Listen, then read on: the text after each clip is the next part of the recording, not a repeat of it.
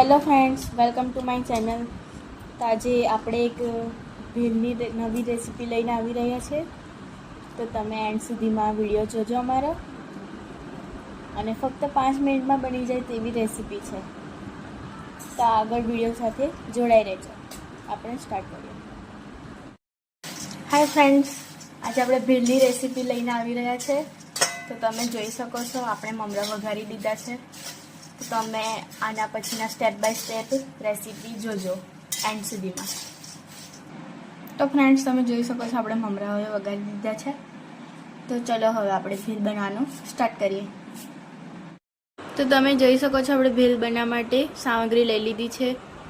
એક ડુંગળી લીધી છે, સોયા સોસ છે, આ ચણાની દાળ છે, આ ગ્રીન ચીલી સોસ છે, ચણાચોર ગરમ છે, પૂરી છે, ટામેટું છે, સેવ છે, ચાટ મસાલો અને ધાણા છે. તો ચલો હવે આપણે સ્ટાર્ટ કરીએ.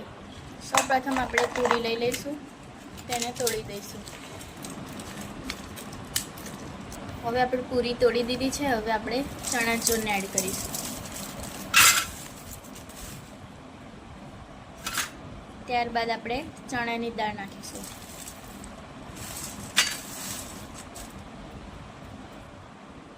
ત્યારબાદ આપણે સેવ નાખીશું.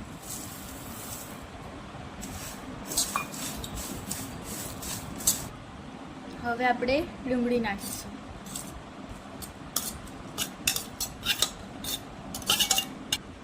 ત્યારબાદ આપણે ટામેટા નાખીશું.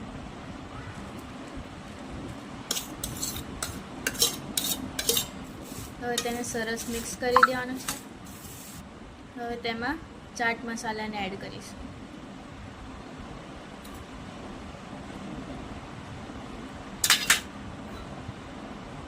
ત્યારબાદ ગ્રીન ચીલી સોસ.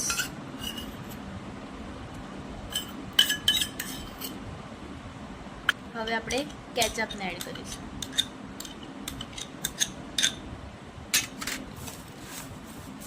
પછી તેને સારી રીતે મિક્સ કરી દેવાના છે.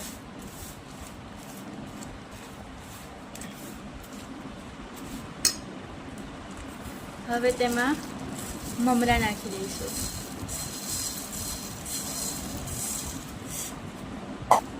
હવે સારી રીતે મિક્સ કરી દેવાના છે. તો તમે જોઈ શકો છો કે કેટલી ચટાકેદાર ભેળ લાગે છે. જોતાં જ મોઢામાં પાણી આવી જાય.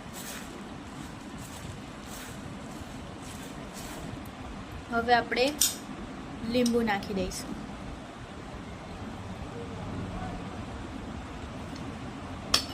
પછી તેને સારી રીતે મિક્સ કરી દેવાનું.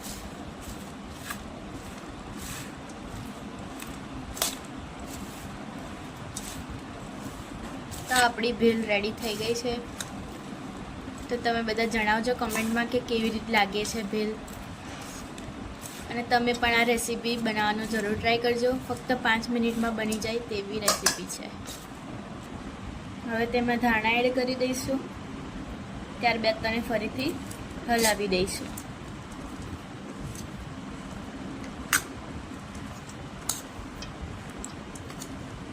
તો જો બહાર જેવી જ ભેળ દેખાય છે અને ટેસ્ટમાં પણ બહુ સુપર છે. તો તમે પણ આ રેસીપી ટ્રાય કરજો. તો જો આપણી ભેળ રેડી થઈ ગઈ છે. તો તમને વિડીયો પસંદ આવ્યો હોય તો લાઈક, શેર, સબસ્ક્રાઈબ કરી દેજો અને ફોલો કરી દેજો. મળીએ આપણે એક નવા વિડીયો સાથે. ત્યાં સુધીને રાધે રાધે. જય સ્વામિનારાયણ.